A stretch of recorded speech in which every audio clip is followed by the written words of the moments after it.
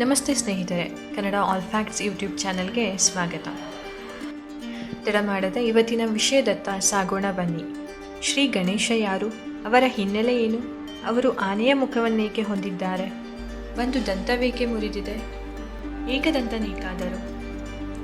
ಗಣೇಶನನ್ನು ವಿಘ್ನ ವಿನಾಶಕ ಎಂದು ಕರೆಯಲ್ಪಡುವುದೇಕೆ? ದೇವತೆಗಳಲ್ಲೇ ಮೊದಲ ಪೂಜೆ ಗಣೇಶನಿಗ್ಯಾಕೆ? ಅದರ ಸಂಕೇತವೇನು? ಗಜಮುಖನು ಇಲಿಯ ಮೇಲೆ ಕುಳಿತಿರುವುದೇಕೆ? ಇದು ಏನನ್ನು ಸೂಚಿಸುತ್ತದೆ? ನಾವೆಲ್ಲ ಗಣೇಶನ ಚತುರ್ಥಿ ಅಥವಾ ಗಣೇಶನ ಹಬ್ಬವನ್ನು ಏಕೆ ಆಚರಿಸಬೇಕು? ತದನಂತರದಲ್ಲಿ ಆ ಪ್ರತಿಮೆಯನ್ನು ನೀರಿನಲ್ಲಿ ಏಕೆ ವಿಸರ್ಜಿಸಬೇಕು? ಈ ಹಬ್ಬದ ಮಹತ್ವವೇನು? ಇದರಿಂದ ನಾವು ತಿಳಿದುಕೊಳ್ಳುವಂತಹ ಅಂಶಗಳಾದರೂ ಏನು? ಈ ಎಲ್ಲ ಪ್ರಶ್ನೆಗಳಿಗೂ ಉತ್ತರವನ್ನು ಹುಡುಕುತ್ತಾ ಹೋಗೋಣ ಬನ್ನಿ. ನಮಗೆ ತಿಳಿದಿರುವ ಹಾಗೆ ಗಣೇಶನು ಭಗವಾನ್ ಶಿವ ಹಾಗೂ ಪಾರ್ವತಿಯ ಪ್ರಿಯ ಪುತ್ರ. ಪಾರ್ವತಿ ದೇವಿ ತಾನು ಲೇಪಿಸಿದಂತಹ ಅರಿಶಿನ ಹಾಗೂ ಶ್ರೀಗಂಧದಿಂದ ಒಂದು ಬಾಲಕನ ಪ್ರತಿಮೆಯನ್ನು ಮಾಡಿ ಜೀವ ನೀಡುತ್ತಾರೆ. ಆ ಬಾಲಕನು ದೇವಿ ಪಾರ್ವತಿಯು ಸ್ನಾನಕ್ಕೆ ಹೋದಂತಹ ಸಂದರ್ಭದಲ್ಲಿ ಸಂಚಾರ ಮುಗಿಸಿ ಬಂದಂತಹ ಭಗವಂತ ಶಿವನನ್ನೇ ಬಾಗಿಲಲ್ಲಿ ತಡೆಹಿಡಿಯುತ್ತಾನೆ. ಶಿವನು ತನ್ನ ತಂದೆ ಎಂದು ತಿಳಿಯದೆ ಒಳಗೆ ಹೋಗಲು ಬಿಡದೆ ನಿರಾಕರಿಸುತ್ತಾನೆ. ಇದರಿಂದ ಶಿವನು ಕೋಪದ ಸಲುವಾಗಿ ಆ ಬಾಲಕನ ಶಿರವನ್ನೇ ಕತ್ತರಿಸುತ್ತಾರೆ. ಇದೆಲ್ಲದರ ನಂತರದಲ್ಲಿ ಹೊರಗೆ ಬಂದಂತಹ ತಾಯಿ ಪಾರ್ವತಿಗೆ ಜೀವವೇ ಹೋದಂತಾಗುತ್ತದೆ. ಶಿವನು ಎಷ್ಟೇ ಪ್ರಯತ್ನಿಸಿದರೂ ಪಾರ್ವತಿಯು ಸಮಾಧಾನ ಮಾಡಿಕೊಳ್ಳುವಂತಹ ಸ್ಥಿತಿಯಲ್ಲಿರಲಿಲ್ಲ. ಇದರಿಂದ ಶಿವನು ತದಕಾಲ ಯೋಚಿಸಿ ಆ ಬಾಲಕನಿಗೆ ಜೀವ ತುಂಬುವ ಸಲುವಾಗಿ ಆನೆಯ ತಲೆಯನ್ನೇ ನೀಡಿ ಬಾಲಕನನ್ನು ಬದುಕಿಸುತ್ತಾರೆ. ಹೀಗೆ ಆ ಬಾಲಕ ಶ್ರೀ ಗಣೇಶ ಅಥವಾ ಗಜಾನನಾದರು. ಇಲ್ಲಿ ಗಣೇಶನಿಗೆ ಆನೆಯ ಮುಖವನ್ನೇ ಆಯ್ಕೆ ಮಾಡಿಕೊಳ್ಳಲು ಕಾರಣವಿದೆ. ಅದನ್ನು ಈ ವಿಡಿಯೋದ ಮುಂದೆ ತಿಳಿಯುತ್ತಾ ಹೋಗೋಣ. ಆ ಕಾರಣವನ್ನು ತಿಳಿಯುವ ಮುನ್ನ ಗಣೇಶನ ಕುರಿತಾದಂತಹ ಇನ್ನೊಂದು ಕಥೆಯನ್ನು ತಿಳಿಯೋಣ. ಹೀಗೆ ಮುಂದಿನ ದಿನಗಳಲ್ಲಿ ಶಿವ ಹಾಗೂ ಪಾರ್ವತಿ ತಮ್ಮ ಮಕ್ಕಳಾದ ಗಣೇಶ ಹಾಗೂ ಸುಬ್ರಹ್ಮಣ್ಯನ ನಡುವೆ ಒಂದು ಸ್ಪರ್ಧೆಯನ್ನು ಏರ್ಪಡಿಸುತ್ತಾರೆ. ಆ ಸ್ಪರ್ಧೆ ಏನೆಂದರೆ, ಇಡೀ ಬ್ರಹ್ಮಾಂಡವನ್ನೇ ಯಾರು ಮೊದಲು ಪ್ರದಕ್ಷಿಣೆ ಹಾಕಿ ಬರುತ್ತಾರೋ ಅವರೇ ವಿಜೇತರೆಂದು. ಆಗ ಸುಬ್ರಹ್ಮಣ್ಯನು ತನ್ನ ವಾಹನವಾದ ನವಿಲನ್ನು ಏರಿ ತಕ್ಷಣವೇ ಬ್ರಹ್ಮಾಂಡವನ್ನು ಸುತ್ತು ಹಾಕಲು ಹೊರಡುತ್ತಾರೆ. ಆದರೆ ಗಣೇಶನು ಕುಳಿತಲ್ಲೇ ಕುಳಿತಿರುತ್ತಾನೆ. ಆಗ ಇಡೀ ಬ್ರಹ್ಮಾಂಡವನ್ನೇ ಸುತ್ತಿ ತನ್ನ ತಂದೆ ತಾಯಿಗಳತ್ತ ಬರುತ್ತಿರುವಂತಹ ಸುಬ್ರಹ್ಮಣ್ಯನನ್ನು ಗಮನಿಸಿದಂತಹ ಗಣೇಶನು ತಂದೆ ತಾಯಿಯ ಸುತ್ತ ಪ್ರದಕ್ಷಿಣೆ ಹಾಕಿ ಬಂದು ಕುಳಿತುಕೊಳ್ಳುತ್ತಾನೆ. ಆಗ ಶಿವ ಪಾರ್ವತಿಗೆ ಆಶ್ಚರ್ಯವಾಗುತ್ತದೆ. ಇದು ಏನು ಮಾಡುತ್ತಿರುವೆ? ಅದಾಗಲೇ ಸುಬ್ರಹ್ಮಣ್ಯ ಬ್ರಹ್ಮಾಂಡವನ್ನು ಸುತ್ತಿ ಬಂದಿರುವನು, ನೀನು ಇದೇನು ಮಾಡುತ್ತಿರುವೆ ಎಂದು ಪಾರ್ವತಿ ಕೇಳಿದಾಗ ಗಣೇಶನು ಹೀಗೆಂದು ಉತ್ತರ ಕೊಡುತ್ತಾನೆ. ನೀನು ಬ್ರಹ್ಮಾಂಡವನ್ನು ಸುತ್ತದೆ ನಮ್ಮ ಸುತ್ತಲೂ ಪ್ರದಕ್ಷಿಣೆ ಹಾಕಿದ್ದು ಯಾಕೆ ಎಂದು ಕೇಳಿದಾಗ ಗಣೇಶನು ಹೀಗೆ ಹೇಳುತ್ತಾನೆ, ಇಡೀ ಬ್ರಹ್ಮಾಂಡವೇ ಶಿವ ಪಾರ್ವತಿ ಅಥವಾ ಶಿವಶಕ್ತಿಯಿಂದ ಸುತ್ತುವರಿದಿದೆ. ಇಡೀ ಬ್ರಹ್ಮಾಂಡವೆಂದರೆ ನೀವೇ, ಆದ್ದರಿಂದ ನಿಮ್ಮ ಸುತ್ತಲೂ ಪ್ರದಕ್ಷಿಣೆ ಹಾಕಿದೆ. ಇಡೀ ಬ್ರಹ್ಮಾಂಡವೆಂದರೆ ನೀವೇ, ಇದರಿಂದ ನಾನು ನಿಮ್ಮ ಸುತ್ತಲೂ ಪ್ರದಕ್ಷಿಣೆ ಹಾಕಿದೆ, ಆದ್ದರಿಂದ ನಾನು ಬ್ರಹ್ಮಾಂಡವನ್ನೇ ಸುತ್ತುವರೆದಂತೆ ಎಂದು ಉತ್ತರಿಸಿದಾಗ ಶಿವಪಾರ್ವತಿ ಅವನ ಬುದ್ಧಿವಂತಿಕೆಗೆ ಹಾಗೂ ಜಾಣ್ಮೆಗೆ ಮೂಕ ವಿಸ್ಮಿತರಾಗುತ್ತಾರೆ. ಆಗ ಶಿವನು ಪ್ರಸನ್ನನಾಗಿ, ನಮ್ಮನ್ನು ಪೂಜಿಸಲು ಬಯಸುವವರು ಮೊದಲು ನಿನ್ನನ್ನೇ ಪೂಜಿಸಬೇಕು. ಇಡೀ ಲೋಕದಲ್ಲಿ ನಿನಗೆ ಮೊದಲ ಅಗ್ರ ಪೂಜೆ ಆಗಬೇಕು, ಎಲ್ಲದರಲ್ಲೂ ಮೊದಲ ಸ್ಥಾನ ನಿನಗಿರಬೇಕು ಎಂದು ಹೇಳುತ್ತಾರೆ. ಇದಕ್ಕೆ ಪುರಾವೆ ಎಂಬಂತೆ ನಾವು ಮೊದಲು ಗಣೇಶನಿಗೆ ಪೂಜಿಸುತ್ತೇವೆ.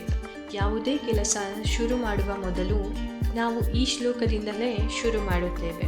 ಶುಕ್ಲಾಂ ವರದರಂ ವಿಷ್ಣುಂ ಶಶಿವರ್ಣಂ ಚತುರ್ಭುಜಂ ಪ್ರಸನ್ನವದನಂ ಧ್ಯಾಯೇತ್ ಸರ್ವವಿಘ್ನೋಪಶಾಂತಯೇ ಗಜಾನನ ಪದ್ಮಾರ್ಕಂ ಗಜಾನನ ಮಹರ್ನಿಶಂ ಅನೇಕದಂತಂ ಭಕ್ತಾನಾಂ ಏಕದಂತಂ ಉಪಾಸ್ಮಹೇ ವಕ್ರತುಂಡ ಮಹಾಕಾಯ ಕೋಟಿ ಸೂರ್ಯ ಸಮಪ್ರಭ ನಿರ್ವಿಘ್ನಂ ಕುರು ಮೇ ದೇವ ಸರ್ವಕಾರ್ಯೇಷು ಸರ್ವದಾ. ಇದರರ್ಥ ಶ್ವೇತ ವಸ್ತ್ರ ಧರಿಸಿರುವ, ಇಡೀ ಜಗತ್ತನ್ನೇ ವ್ಯಾಪಿಸಿರುವ, ಚಂದ್ರನಂತೆ ಪ್ರಕಾಶಮಾನವಾಗಿ ಹೊಳೆಯುವ, ನಗುಮುಖವನ್ನು ಹೊಂದಿರುವ, 4 ಭುಜಗಳನ್ನು ಹೊಂದಿರುವ, ಶತಕೋಟಿ ಸೂರ್ಯರ ಪ್ರಕಾಶಮಾನಕ್ಕೆ ಸಮನಾಗಿರುವವನು, ಎಲ್ಲ ಅಡೆತಡೆಗಳನ್ನು ತಡೆಗಟ್ಟುವವ ನಿನ್ನಲ್ಲಿ ನಾನು ಪ್ರಾರ್ಥಿಸುತ್ತೇನೆ ಎಂದು. ಹೀಗೆಯೇ ಗಣೇಶನನ್ನು ಹಲವಾರು ಹೆಸರುಗಳಿಂದ ಕರೆಯುತ್ತೇವೆ. ಶ್ರೀ ಗಣೇಶ, ಗಜಾನನ, ಏಕದಂತ, ವಕ್ರತುಂಡ, ಗೌರೀತನಯ, ಗಾನಚತುರ, ಗುರುಪೂಜಿತ, ವಿಘ್ನ ವಿನಾಶಕ, ವಿಘ್ನಾರ್ಥ, ಲಂಬೋದರ, ಅಂಬಾಸುತ, ಹೀಗೆ ಹಲವಾರು ಹೆಸರಿನಿಂದ ಕರೆಯುತ್ತೇವೆ. ಇದಕ್ಕೆ ಕಾರಣಗಳೇನೆಂಬುದನ್ನು ತಿಳಿತಾ ಹೋಗೋಣ ಬನ್ನಿ.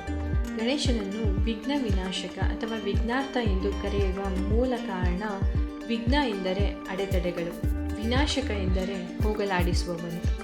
ಹಿಂದೂ ಪುರಾಣಗಳಲ್ಲಿ ಒಂದೊಂದು ದೇವತೆಗೂ ಒಂದೊಂದು ಪಾತ್ರವಿದೆ, ವಿವರವಿದೆ, ಸಂಕೇತಗಳಿವೆ. ಗಣೇಶನು ಜೀವನದಲ್ಲಿ ಬರುವ ಎಲ್ಲ ಅಡೆತಡೆಗಳನ್ನು, ತೊಂದರೆಗಳನ್ನು ನಿವಾರಿಸುವವನು.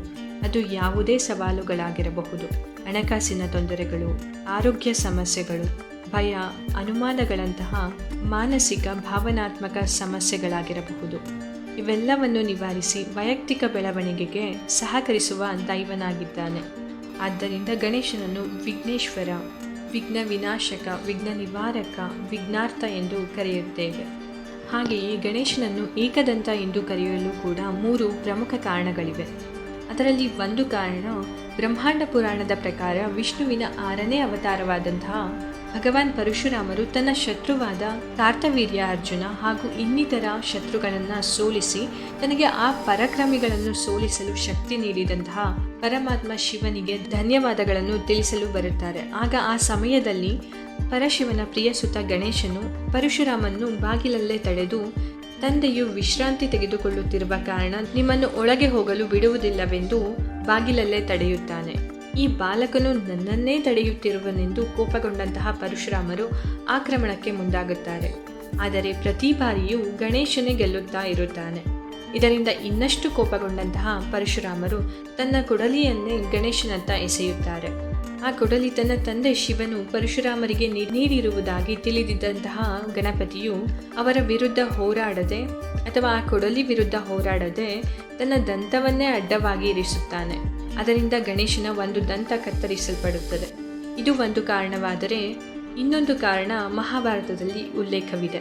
ಮಹಾಕಾವ್ಯ ಮಹಾಭಾರತವನ್ನು ಮಹರ್ಷಿ ವೇದವ್ಯಾಸರು ಲಿಖಿತ ರೂಪಕ್ಕೆ ತರಬೇಕು ಹಾಗೂ ಇದು ಆ ವಿದ್ಯಾವಿನಾಯಕನಿಂದ ಮಾತ್ರ ಸಾಧ್ಯವಾಗುವುದೆಂದು ಗಣೇಶನಲ್ಲಿ ವಿನಂತಿಸಿದಾಗ ಗಣೇಶನು ಒಂದು ಷರತ್ತಿನ ಮೇರೆಗೆ ಒಪ್ಪುವುದಾಗಿ ತಿಳಿಸುತ್ತಾರೆ. ಆ ಷರತ್ತೇನೆಂದರೆ, ನೀವು ಯಾವುದೇ ತಡೆ ವಿರಾಮಗಳಿಲ್ಲದೆ ಸತತವಾಗಿ ಕತೆ ಹೇಳುತ್ತಾ ಹೋಗಬೇಕು. ಆದರೆ ಅವರು ಒಂದು ಮರುಷರತ್ತನ್ನು ವಿಧಿಸುತ್ತಾರೆ. ವೇದವ್ಯಾಸರು ಹೀಗೆ ಹೇಳುತ್ತಾ ಹೋಗುತ್ತಾರೆ, ಪ್ರತಿ ಶಬ್ದವನ್ನು ಪ್ರತಿ ಶ್ಲೋಕವನ್ನು ಅರ್ಥೈಸಿಕೊಂಡೇ ಬರೆಯಬೇಕು. ಈ ರೀತಿ ಎಲ್ಲವನ್ನು ಅರ್ಥೈಸಿಕೊಂಡು ಗಣೇಶನು ಬಹಳ ವೇಗವಾಗಿ ಮಹಾಕಾವ್ಯವನ್ನು ರಚಿಸುತ್ತಾ ಹೋದಂತೆ ತನ್ನ ಲೇಖನಿ ಅರ್ಧದಲ್ಲೇ ಮುರಿಯುತ್ತದೆ. ಗಣೇಶನು ಮತ್ತೇನನ್ನೂ ಯೋಚಿಸದೆ ತಕ್ಷಣ ತನ್ನ ದಂತವನ್ನೇ ಮುರಿದು ಲೇಖನಿಯಾಗಿ ಬಳಸುತ್ತಾ ಮಹಾಕಾವ್ಯವನ್ನು ರಚಿಸುವಲ್ಲಿ ಮುಳುಗಿದರು ಎಂದು ಮಹಾಭಾರತದಲ್ಲಿ ತಿಳಿಯುತ್ತದೆ. ಹಾಗೆಯೇ ಇನ್ನೊಂದು ಮುಖ್ಯ ಕಾರಣ ಚಂದ್ರನನ್ನು ಕುರಿತಾಗಿದೆ. ಅದೊಂದು ಹುಣ್ಣಿಮೆಯ ದಿನ ಗಣೇಶನು ಕುಬೇರನ ಮನೆಯ ಔತಣವನ್ನು ಮುಗಿಸಿ ಬರುವಂತಹ ಸಮಯದಲ್ಲಿ ತನ್ನ ವಾಹನವಾದ ಇಲಿಯ ಮೇಲೆ ಸವಾರಿ ಮಾಡುತ್ತಾ ಬರುತ್ತಿರುವಾಗ ಗಣಪತಿಯ ಡೊಳ್ಳು ಹೊಟ್ಟೆ ಹಾಗೂ ಇಲಿಯನ್ನು ನೋಡಿ ಚಂದ್ರನು ಅಪಹಾಸ್ಯ ಮಾಡುತ್ತಾ ನಗುತ್ತಾನೆ. ಇದರಿಂದ ಕೋಪಗೊಂಡಂತಹ ಗಣಪತಿಯು ತನ್ನ ಕೋರೆಯನ್ನೇ ಅಂದರೆ ತನ್ನ ದಂತವನ್ನೇ ಮುರಿದು ಚಂದ್ರನನ್ನು ಶಪಿಸಲು ಮುಂದಾಗುತ್ತಾನೆ. ಆ ಶಾಪದಿಂದ ಭಯಭೀತನಾದಂತಹ ಚಂದ್ರದೇವನು ಗಣೇಶನಲ್ಲಿ ಮನವಿ ಮಾಡಿ ಕ್ಷಮೆ ಯಾಚಿಸುತ್ತಾನೆ. ಹೀಗಾಗಿ ತಾನೇ ತನ್ನ ದಂತವನ್ನು ಮುರಿದುಕೊಂಡಿರುವುದಾಗಿ ಉಲ್ಲೇಖವಿದೆ. ಈ ಎಲ್ಲ ಕಾರಣಗಳಿಂದ ಗಣಪತಿಯು ಒಂದೇ ದಂತವನ್ನು ಹೊಂದಿದ್ದಾರೆ, ಹಾಗೆ ಏಕದಂತ ಎಂಬ ಹೆಸರಿನಲ್ಲಿ ಪೂಜಿಸಲ್ಪಡುತ್ತಾರೆ. ಇಲ್ಲಿ ಗಣೇಶನ ಒಂದು ಮುರಿದ ದಂತವು ಇಂಪರ್ಫೆಕ್ಷನ್ ಅಥವಾ ಅಪೂರ್ಣತೆಯ ಸಂಕೇತವಾಗಿದೆ. ಇಲ್ಲಿ ಯಾರೂ ಪರಿಪೂರ್ಣರಲ್ಲ. ಇಲ್ಲಿ ಸಾಕ್ಷಾತ್ ದೇವರಾದ ಗಣಪತಿಯೂ ಸಹ ಅಪೂರ್ಣತೆಯನ್ನು ಪ್ರತಿನಿಧಿಸುತ್ತಿದ್ದಾರೆ. ಈ ಜಗತ್ತಿನಲ್ಲಿ ಯಾವುದೇ ನ್ಯೂನತೆಗಳಾಗಲಿ ಅಥವಾ ಅಪೂರ್ಣತೆಗಳಾಗಲಿ ಮನುಷ್ಯನ ಬೆಳವಣಿಗೆಯ ಅಥವಾ ಅವನ ಗುರಿಗಳನ್ನು ಸಾಧಿಸಲಾಗದೆ ಅವನು ಕೊಡುವಂತಹ ಕಾರಣಗಳಾಗಬಾರದು. ಆದರೆ ಹೇಗೆ ಸಾಕ್ಷಾತ್ ಗಣಪತಿಯು ತನ್ನ ಮುರಿದ ದಂತವನ್ನೇ ಘನತೆಯಿಂದ ಕಾಣುವಂತೆ ಸಾಮಾನ್ಯ ಜನರಾದ ನಾವು ನಮ್ಮ ನ್ಯೂನತೆಗಳ ಕಾರಣಗಳನ್ನು ಕೊಟ್ಟುಕೊಳ್ಳುವುದನ್ನು ಬಿಟ್ಟು ಜೀವನದಲ್ಲಿ ಎಲ್ಲವನ್ನೂ ಒಪ್ಪಿಕೊಂಡು ಸಾಧಿಸುವ ಹಾದಿಯತ್ತ ಮುನ್ನಡೆಯಬೇಕು. ಇಲ್ಲಿ ನಾವು ನೋಡಿದಂತಹ ಮಹಾಭಾರತ ಮಹಾಕಾವ್ಯ ರಚಿಸುವಲ್ಲಿ ಗಣೇಶನು ತನ್ನ ಲೇಖನಿ ಮುರಿಯಿತೆಂದು ತಡ ಮಾಡದೆ ತನ್ನ ದಂತವನ್ನೇ ಮುರಿದು ಲೇಖನಿಯಾಗಿ ಬೆಳೆಸುತ್ತಾ ಹೇಗೆ ವ್ಯಾಸರು ಹೇಳುವುದನ್ನು ಗ್ರಹಿಸಿ ತನ್ನ ಕಾರ್ಯ ವಿಳಂಬವಾಗಬಾರದೆಂದು ತನ್ನನ್ನು ತಾನು ಸಂಪೂರ್ಣವಾಗಿ ತೊಡಗಿಸಿಕೊಳ್ಳುವುದನ್ನು ಇಲ್ಲಿ ನಾವು ಗಮನಿಸಬಹುದು. ಹಾಗೆಯೇ ಇಲ್ಲಿ ಮುರಿದದಂತ ತನ್ನ ವೈಫಲ್ಯದ ಗುರುತಲ್ಲ, ಬದಲಿಗೆ ನಾನು ನನ್ನ ಜೀವನದಲ್ಲಿ ಎದುರಿಸಿರುವಂತಹ ಸವಾಲುಗಳ ಸಾಕ್ಷಿ ಎಂದು ಶ್ರೀ ಗಣೇಶನು ಇಲ್ಲಿ ತೋರಿಸುತ್ತಿದ್ದಾರೆ. ಹಾಗೆ ಗಣೇಶನು ತನ್ನಲ್ಲಿ ನ್ಯೂನತೆಗಳು ಇದ್ದರೂ, ಅಂದರೆ ತಾನು ಒಂದೇ ದಂತವನ್ನು ಹೊಂದಿದ್ದರೂ ಸಹ ನಮ್ಮ ಹಿಂದೂ ಧರ್ಮದಲ್ಲಿ ಹೇಗೆ ಅತ್ಯಂತ ಬಲಶಾಲಿ, ಬುದ್ಧಿಶಾಲಿ, ಹಾಗೆ ಮೊದಲಿಗೆ ಆರಾಧಿಸುವಂತಹ ದೈವವಾಗಿದ್ದಾನೆ ಎಂದು ತಿಳಿಸುತ್ತದೆ. ಇಲ್ಲಿ ಅಪೂರ್ಣತೆ ಅಥವಾ ನ್ಯೂನತೆಗಳು ನಮ್ಮನ್ನು ಕುಗ್ಗಿಸಬಾರದು, ಬದಲಿಗೆ ಅವೇ ನಮ್ಮ ಶಕ್ತಿಗಳಾಗಿ ಬದಲಾಗಬೇಕು. ಜಗತ್ತಿನಲ್ಲಿ ನಮ್ಮ ಪಾತ್ರಗಳನ್ನು ರೂಪಿಸಬೇಕು ಎಂದು ಸ್ವತಃ ಗಣೇಶನೇ ತಿಳಿಸುತ್ತಿದ್ದಾನೆ. ಹಾಗೆಯೇ ಇನ್ನೊಂದು ಸನ್ನಿವೇಶದಲ್ಲಿ ಪರಶುರಾಮ ಹಾಗೂ ಗಣಪತಿಯ ಕಥೆಯಲ್ಲಿ ಮುರಿದ ದಂತವು ಸ್ವೀಕಾರ ಹಾಗೂ ಶರಣಾಗತಿಯನ್ನು ಪ್ರತಿನಿಧಿಸುತ್ತದೆ. ಇದು ನಮಗೆ ಜೀವನದ ಅರಿವಿಗೆ ಶರಣಾಗಲು ಹಾಗೂ ಅನಿರೀಕ್ಷಿತ ಬದಲಾವಣೆಗಳನ್ನು ಸ್ವೀಕರಿಸಿ ಆ ಸಮಯದಲ್ಲಿ ಶಾಂತಿಯನ್ನು ಕಾಯ್ದುಕೊಂಡು ಮುನ್ನಡೆಯಬೇಕೆಂದು ತಿಳಿಸುತ್ತದೆ. ಹೀಗೆ ಗಣೇಶನ ಮುರಿದ ದಂತವು ಆಳವಾದ ತತ್ವಗಳನ್ನು ಒಳಗೊಂಡಿದೆ. ಭಗವಂತನಾದ ಗಣಪತಿಯ ಪ್ರಕಾರ ನಿಜವಾದ ಪರಿಪೂರ್ಣತೆ ಎಂದರೆ ಸೌಂದರ್ಯ, ದೈವತ್ವ ಹಾಗೂ ಶಕ್ತಿ ಎಲ್ಲವೂ ಇರುವುದು ಅಪೂರ್ಣತೆ ಅಥವಾ ನಮ್ಮ ನ್ಯೂನತೆಗಳನ್ನು ಸ್ವೀಕರಿಸಿ ನಮ್ಮ ಹೇಳಿಗೆಯತ್ತ ಸಾಗುವುದೇ ಹೊರತು ಪರ್ಫೆಕ್ಷನ್ ಅಥವಾ ಪರಿಪೂರ್ಣತೆಯಲ್ಲ. ಹೀಗೆಂದು ಸ್ವತಃ ಗಣೇಶನೇ ತನ್ನನ್ನೇ ಪ್ರತಿನಿಧಿಸುತ್ತಾ ವಿಷಯಗಳನ್ನು ಅರ್ಥ ಮಾಡಿಸಲು ಹೊರಟಿದ್ದಾನೆ. ಹಿಂದೂ ಧರ್ಮದಲ್ಲಿ ಗಣೇಶನು ಸ್ವತಃ ತನ್ನ ಮೂಲಕವೇ ಅನೇಕ ಸಂಕೇತಗಳನ್ನು ಪ್ರತಿನಿಧಿಸುತ್ತಾನೆ. ಆನೆಯು ಬುದ್ಧಿವಂತಿಕೆಗೆ ಹೆಸರಾಂತ ಪ್ರಾಣಿ. ಹಾಗೆಯೇ ಗಣೇಶನ ಆನೆ ಮುಖವು ಜಾಣ್ಮೆ, ಬುದ್ಧಿವಂತಿಕೆ, ಸಣ್ಣತನವನ್ನು ಬಿಟ್ಟು ದೊಡ್ಡದಾಗಿ ಯೋಚಿಸುವ ಸಾಮರ್ಥ್ಯವನ್ನು ಹಾಗೂ ಆಳವಾದ ಚಿಂತನೆಯನ್ನು ಪ್ರತಿನಿಧಿಸುತ್ತದೆ. ಅವನ ದೊಡ್ಡ ಕಿವಿಗಳು ಎಲ್ಲ ಭಕ್ತರ ಪ್ರಾರ್ಥನೆ, ಮನವಿಯನ್ನು ಕೇಳುವುದರ ಜೊತೆಗೆ ನಮಗೆ ಆದಷ್ಟು ಜ್ಞಾನವನ್ನು ಸಂಪಾದಿಸುವ ಅಥವಾ ಗ್ರಹಿಸುವ ಮನೋಭಾವವಿರಬೇಕೆಂದು ಪ್ರತಿನಿಧಿಸುತ್ತದೆ. ಅವನ ಸಣ್ಣ ಸಣ್ಣ ಕಣ್ಣುಗಳು ಏಕಾಗ್ರತೆ, ದೂರದೃಷ್ಟಿ, ಮನಸ್ಸನ್ನು ಒಂದೇ ಕಡೆ ಕೇಂದ್ರೀಕರಿಸಿ ಗುರಿಯತ್ತ ಯಶಸ್ಸಿನಿಂದ ಸಾಗುವುದರ ಮಹತ್ವವನ್ನು ಇಲ್ಲಿ ಸೂಚಿಸುತ್ತದೆ. ಹಾಗೆಯೇ ಇಲ್ಲಿ ಗಣೇಶನ ಮುರಿದ ದಂತವು ಅಥವಾ ಏಕದಂತವು ಪರಿಶ್ರಮ ಹಾಗೂ ತ್ಯಾಗದ ಸಂಕೇತವಾಗಿದೆ. ಗಣೇಶನ ವಾಹನ ಇಲಿ ಅಥವಾ ಮೂಷಿಕವು ಚತುರತೆ, ಚುರುಕುತನ, ಅಡೆತಡೆಗಳನ್ನು ತಪ್ಪಿಸಿಕೊಳ್ಳುವಿಕೆಗೆ ಸಾಕ್ಷಿಯಾಗಿದೆ. ಇದಲ್ಲದೆ ಎಲ್ಲ ಕಡೆ ಅಲೆದಾಡುವಂತಹ ಇಲಿಯು ಅಲೆದಾಡುವ ಮನಸ್ಸನ್ನು ಇಲ್ಲಿ ಸೂಚಿಸುತ್ತದೆ. ಇಲ್ಲಿ ಗಣೇಶನು ಅಂತಹ ಮನಸ್ಸನ್ನು ನಿಗ್ರಹಿಸುವುದನ್ನು ತಿಳಿಸಿಕೊಡುತ್ತಾರೆ. ಗಣೇಶನ ದೊಡ್ಡ ಹೊಟ್ಟೆಯು ಜೀವನದಲ್ಲಿ ಒಳ್ಳೆಯದು, ಕೆಟ್ಟದು ಎಲ್ಲವನ್ನು ಸ್ವೀಕರಿಸಿ ಜೀರ್ಣಿಸಿಕೊಳ್ಳುವಂತಹ ಮನೋಭಾವವನ್ನು ಸೂಚಿಸುತ್ತದೆ. ಹಾಗೆಯೇ ಅವನ 4 ಭುಜಗಳು ಮನಸ್ಸು, ಬುದ್ಧಿವಂತಿಕೆ, ಅಹಂಕಾರ ತ್ಯಜಿಸುವ ಹಾಗೂ ಆತ್ಮದ ಸಂಕೇತಗಳಾಗಿವೆ. ಅವನ ಎತ್ತಿದ ಕೈ ರಕ್ಷಣೆಯ ಹಾಗೂ ಕೆಳಗಿನ ಕೈ ದಾನದ ಸಂಕೇತವಾಗಿದೆ. ಹಾಗಾದರೆ ಗಣೇಶ ಹಬ್ಬ ಆಚರಣೆಯ ಮಹತ್ವವನ್ನು ತಿಳಿಯೋಣ ಬನ್ನಿ. ನಾವೆಲ್ಲ ವಿಘ್ನ ನಿವಾರಕನಿಂದ ಆಶೀರ್ವಾದ ತೆಗೆದುಕೊಳ್ಳಲು ಗಣಪತಿಯನ್ನು ಪ್ರಾರ್ಥಿಸಿ ಬರಮಾಡಿಕೊಳ್ಳುತ್ತೇವೆ. ಗಣೇಶನು ನಮ್ಮ ಎಲ್ಲ ವಿಘ್ನಗಳನ್ನು, ಕಷ್ಟಗಳನ್ನು ನಿವಾರಿಸಿ ನಮ್ಮ ಪ್ರಯತ್ನಗಳಿಂದ ಯಶಸ್ಸು, ಸಮೃದ್ಧಿಯನ್ನು ಅನುಗ್ರಹಿಸಲೆಂದು ನಾವು ಬೇಡಿಕೊಳ್ಳುತ್ತೇವೆ. ಹಾಗೂ ಈ ಶುಭಾರಂಭವು ಎಲ್ಲ ಉದ್ಯಮ, ಯೋಜನೆ, ಕಾರ್ಯಗಳನ್ನು ನಿರ್ವಿಘ್ನವಾಗಿ ನಡೆಯಲಿ ಎಂದು ಬೇಡಿಕೊಳ್ಳಲು, ಮುಖ್ಯವಾಗಿ ಗಣೇಶನಿಂದ ಆಶೀರ್ವಾದವನ್ನು ತೆಗೆದುಕೊಳ್ಳಲು ಆಚರಿಸುತ್ತೇವೆ. ಈ ಹಬ್ಬವು ಎಲ್ಲ ಜನರನ್ನು ಒಟ್ಟುಗೂಡಿಸುತ್ತದೆ.